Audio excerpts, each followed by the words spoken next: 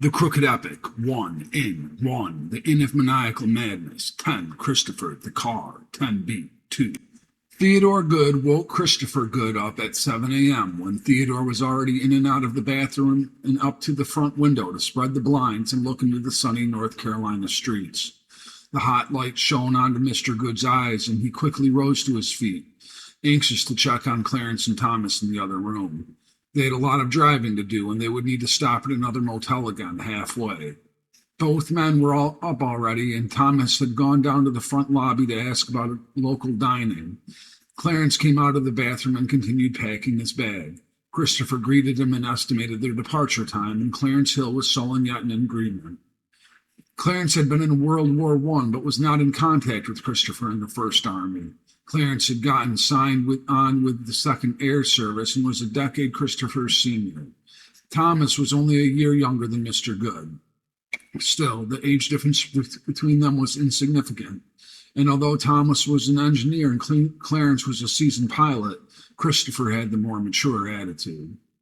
The drive back north through the rural highways and scenes of railways and buildings, developments and construction along the East Coast seemed to pass quicker for Theodore, who sat up front in the passenger seat. Teddy slept, as did the men in the back seat, until a lunch break was called at noon outside of Alexandria, Virginia. Even when Clarence offered to fill the gas tank, Mr. Good refused.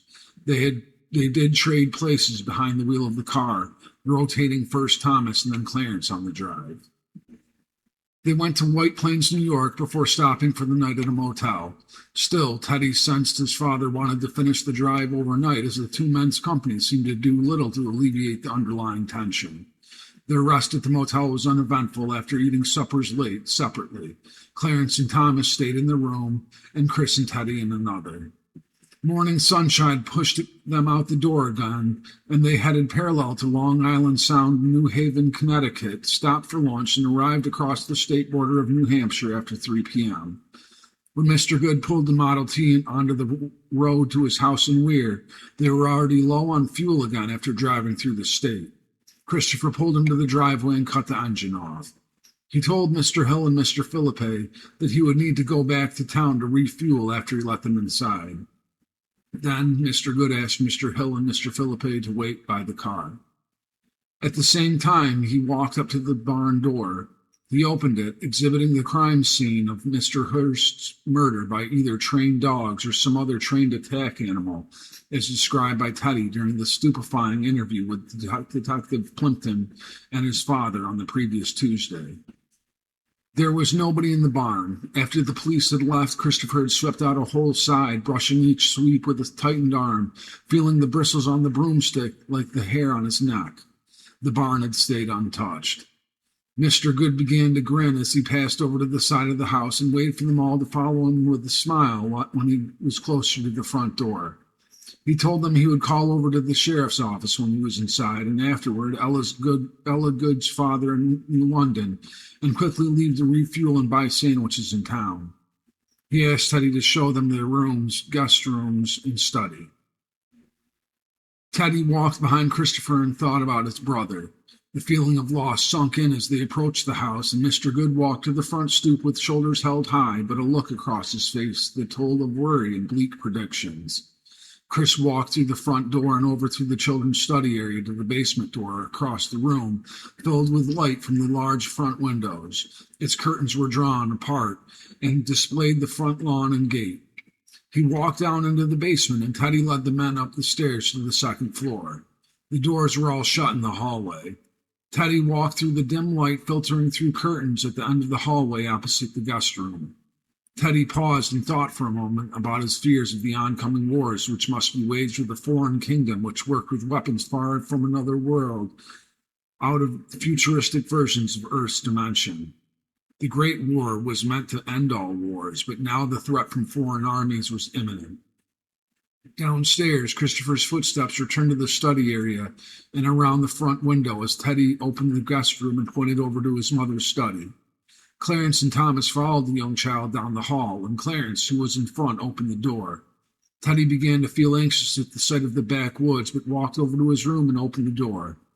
Both men returned to the top of the stairs and looked down the hall at Alex's and Teddy's rooms and the bathroom.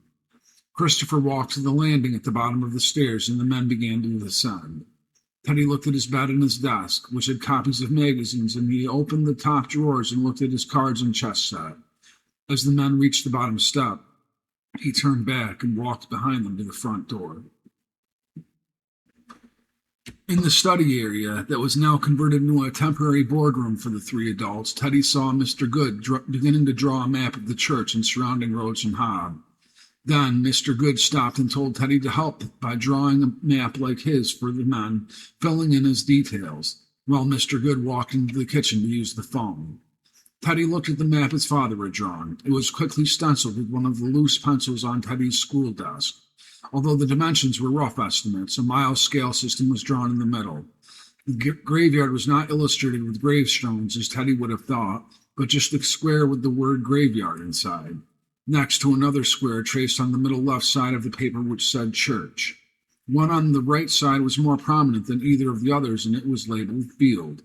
Mr. Good had drawn 2 lines from the church to the end of the field. 2 lines along the right of the paper were the roads. Theodore stepped up, picked a pencil up off his desk, and swiped over a piece of paper. Clarence Hill and Thomas Philippe watched with moderate interest, still more patronizing sympathy, as the boy began to draw a smaller translation of his father's picture in the bottom left-hand quadrant of the paper. He extended the road on the right into the curving route through the forest, which led to the front gates of Hob, where the guard buildings were, and where they had hidden in the shadows, and then veered left to the lake and store with the train set. He wrote train store where they first met Ahmed, guard houses at the gate, and tall tower for the inn. Thomas approached and picked up the paper, examining it more closely when he was done. Christopher returned from the phone calls as Thomas began to point out Teddy's train store to Clarence. Christopher asked if Teddy would accompany him to the gas station, and they both walked back out to the car. Thomas passed the maps to Clarence and watched them leave from the front window. "So, do you think Good is crazy, or has the boy been to a different world, Clarence?" Clarence looked at the scale on the map drawn by Christopher and then tried to refer to the distances on Teddy's map. "Tommy, there's no way in hell Chris would lose one of his sons and not do everything in his power to find him, whatever the cost. Even if it means dragging us, Good hasn't the composition as a man to allow for failure." "Hey, look, Hill, Alex is right here." Thomas trailed off as the two looked over to the sound of a small person's footsteps walking down the stairs. Teddy had already left in the car with his father, and the noise was coming from somebody else within the house. A young boy with blood on his cheeks came down the steps and pointed a gun out at Thomas Philippe. He was not Teddy and was the duplicate of Darren Lynch, but the 2 men only saw a strange little boy coming toward them, and Thomas said out loud, "Alex," before he was shot in the throat and instantly killed. Clarence knew that it was not one of the Good's children, and instantly wrestled with the boy as his friend fell to the floor. He knew it was not Alex. He had known Christopher since the war and had seen pictures of his sons. Darren looked nothing like Alexander Good. He was smaller and younger, and now had been inoculated and starved during extensive labor abuse in Hob. He was also given the serum to enter the human bloodstream and accelerate the heart and circulatory system adaptivity. In theory, the injection given to many of Hobbs' duplicated army could sustain mobility well past the cutting of several arteries or the destruction of the massive cell membrane or body tissue. Darren Lynch impiously pulled the trigger again as Clarence pulled the barrel up to point at the ceiling above. Clarence narrowly missed being grazed by the bullet, but managed to wrangle the boy by his right wrist and broke his weaker grip on the handgun. As he disarmed, the boy bit Clarence's right forearm, and Mr. Hill panicked, pulling the gun away with his left arm and squeezing it to control it, pulling the trigger. Darren Lynch's duplicate was almost shot, but quickly managed to escape out the door back to the cave. As Thomas bled out from the bullet wound, Clarence rushed to the phone in the kitchen. He dialed the sheriff's office while shaking and reported Thomas Philippe was shot dead at the Good residence.